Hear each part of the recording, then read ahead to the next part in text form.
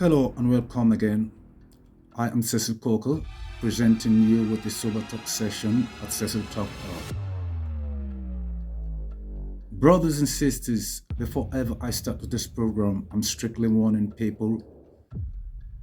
It may be controversial or not, it depends on how you watch my program. But one thing I can assure you that it's not an inciting program. So it's all left with the individual that is watching the program. It's a discretion. You may or not.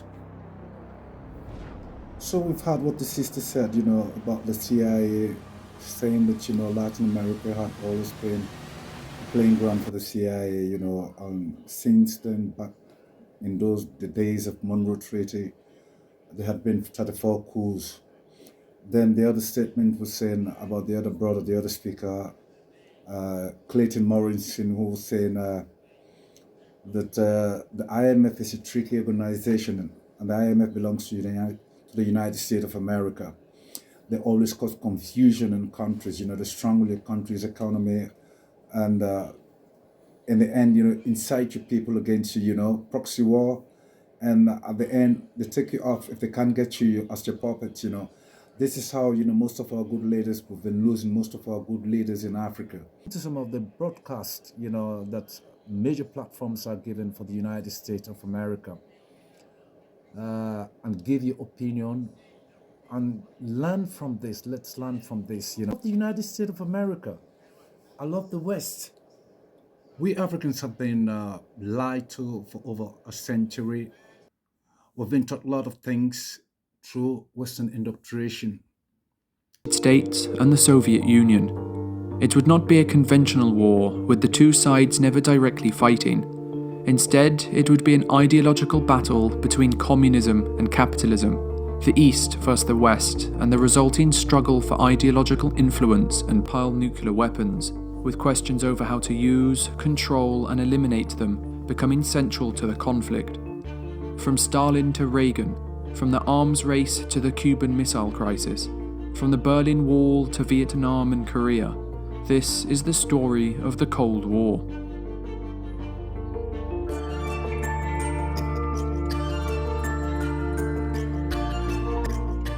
At the end of the Second World War, Europe lay divided between two camps. The Soviet Union, the world's leading communist power, would rule over what would become known as the Eastern Bloc. After suffering almost 27 million casualties during the war, Soviet leader Joseph Stalin had been keen to create a buffer zone against the West, installing communist governments across Eastern Europe. As former British Prime Minister Winston Churchill would famously state, an iron curtain has descended across the continent. The United States, the world's leading capitalist power, would also emerge as a post-war superpower. Their economy was thriving, and they had sole control of the most powerful weapon in human history, the atomic bomb, two of which President Harry Truman had dropped on Japan to end the war.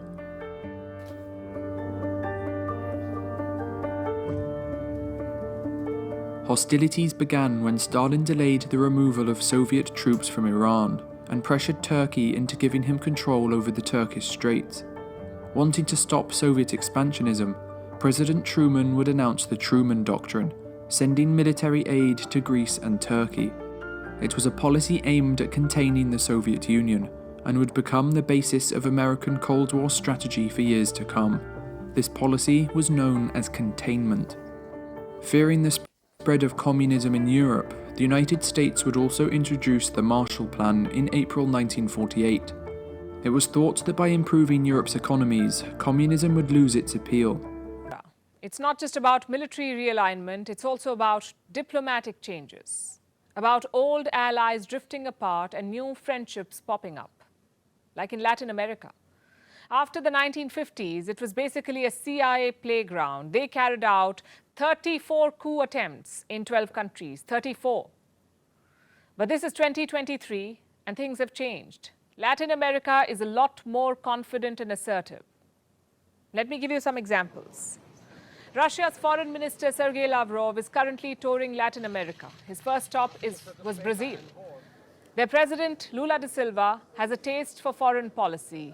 He hasn't joined Western sanctions against Russia, neither has he sent weapons to Ukraine. But on Monday, he made an interesting statement. Lula blamed the US and Europe for extending the war. Listen to this. Getting peace there is very difficult. President Putin does not take the initiative to stop. Ukrainian President Zelensky does not take the initiative to stop. Europe and the United States contribute to the continuation of this war. The response was swift. Washington accused Lula of parroting Russian and Chinese propaganda. For Lula, it was a big statement to make because Brazil is a major non-NATO ally of the US. Bilateral trade is worth over $100 billion. So Washington's criticism unsettled Lula. The very next day, he condemned the Russian invasion of Ukraine. At the same time, he reiterated his peace offer. So that's one US ally acting a bit shaky. The second is Mexico. Their president is openly accusing the Pentagon of spying. Listen to this. Then we also have to take care of our information for the sake of national security. I made this decision. No, we are now going to safeguard information from the Navy and the Defense Ministry because we are being a target of spying by the Pentagon. If Russia invades, that means tanks or troops crossing the border of Ukraine again. Then there will be no longer a Nord Stream 2. We will bring an end to it.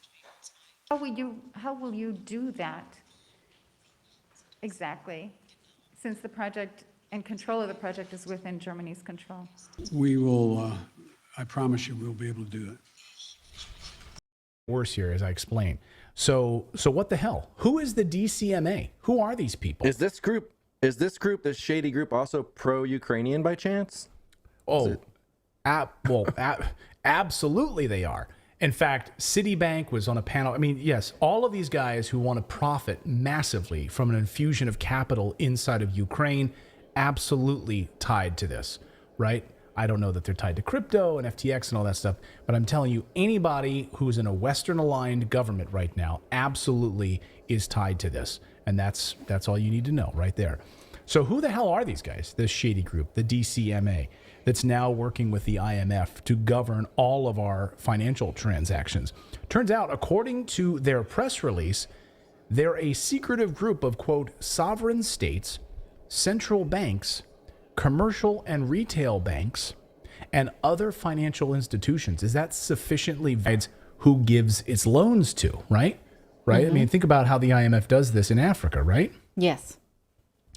Can you speak on that a little bit? Well, what do you mean exactly? Sorry, do you want me to... I needed a water break, but you did a whole story on this last year on how the IMF ferrets out different loans, and we covered it here on the show. But sorry for throwing you under the bus. Anyway, I have to review my notes. Let me go back to Natalie's story from a year ago. So the International Monetary Fund likes to decide how much money they're going to give out to countries, poor countries in Africa and otherwise, based on your, I don't know, social credit worthiness, basically. So, you're going to create a new coal-powered plant? Sorry, we're not going to give you loans for that. But if you're going to build a solar farm here in Africa, sure, we'll give you loans that will enable your growth in Africa for that. But wait a second. You're asking me to skip our entire industrial revolution? You guys got to do it in Germany and America. You guys got to use fossil fuels to build your economy. Why can't we in Africa do what you guys did? Because we're better than you. And now you need to act like us. So you can only use wind and solar. And then you can get your loans. And then you can be indebted to us for decades to come. Yeah, you can't deforest up to, 70%. Only Germany can do that. Right. Go ahead, Philip. Yeah, well, not to mention, not only that, but the IMF is notorious for, they give like loans to poorer countries that they know can't afford to pull them back so that they can basically take control of their government as like, they're basically like, you have to do austerity measures because you have to pay us this back. So they use those loans as a de facto, like, almost a coup. Like they just that way they can control the government of these other countries. And when we ran the story, of course, we did the story as it related to Ukraine, right? Because the IMF loans that we were giving to Ukraine, the International Monetary Fund were giving to Ukraine, was basically like, here you go, here's your money, but we control you now. Like we're the money fathers. Go ahead, David. Yeah, I was just going to compare it to The Godfather. It's like they're sitting there like, we're going to give you this money, but we may come calling for a favor. Yeah. You know, it's like... Our favor... There's... Our favor will be that we will take over your country. That's the favor that we will need. Yeah. So we already know that the IMF picks winners and losers, and then it decides who it gives loans to. So sovereign governments are behind this. So central banks are behind this. Big banks are behind this. Yes, a group of unelected globalists are behind this. Do we have names? No, we don't, because they're operating in the shadows. As journalist Michael Snyder says, quote, basically, it sounds like a secretive cabal of international banks and national governments is conspiring to push this new currency down our throats. Yes, exactly. And here it is. Here it is. They're calling it the Universal Monetary Unit. And here it is. It's Unicoin.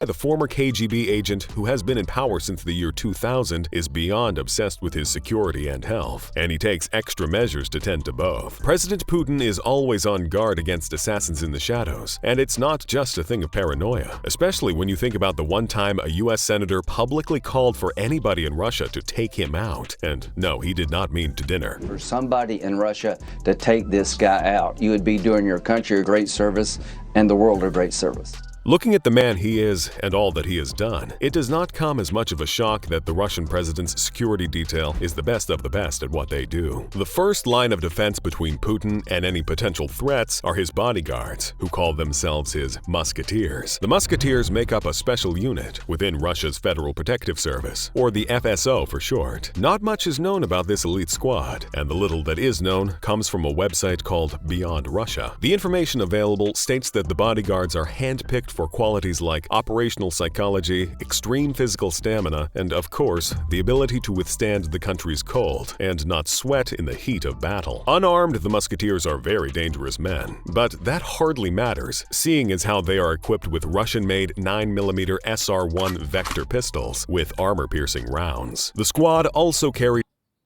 shields to protect their charge from any attack at close range. Before Russia's #1 citizen embarks on any journeys, advanced teams are sent out to scout his destinations months ahead of schedule to fish out the safest routes. Wherever he stays also gets inspected thoroughly. Jamming devices are installed to prevent any sort of remote bomb detonation, and the technicians on his payroll constantly survey all cell phones and devices in the area. When Putin does get on the road, he rides amidst an imposing convoy of heavily armored vans. Inside some of the vans are military special operators, armed with anti-tank grenade launchers, portable anti-aircraft missiles, and other advanced weapons. Putin's obsession with security does not allow him to step out in public without having snipers perched around the perimeter, waiting to quickly snuff out any threat at any time. The FSO is reported to have a wide-ranging authority, one that enables them to eavesdrop on private conversations, access private mail, search homes, seize vehicles and detain and interrogate any suspect, all to ensure Putin's protection. When the musketeers are replaced no later than the age of 35, they are mostly rewarded with important and powerful new positions like regional governors, federal ministers, special services commanders, and presidential administrators. That is how powerful the president's protectors are and can get. Oh, and if President Putin was ever to get into any life-threatening danger, his security detail is willing to employ a presidential body double to distract any unforeseen enemies, probably take some potential bullets for the body #1 and ensure his safety, as that is all that matters. It is also a standard procedure for Putin's team to employ someone to sample every meal he is served in order to ensure he is not poisoned. According to an organization whose members cook for heads of states and monarchs called the Club de Chefs, the report seems to be pretty accurate. Gilles Bragard, a well-known chef, once told The Telegraph years ago that tasters still exist, but only in the Kremlin, where a doctor checks every dish with the chef. Taking into consideration the fact that Putin remains unharmed, it's safe to say that the members of his security detail take every measure to protect those in charge, and so far, they have excelled at that.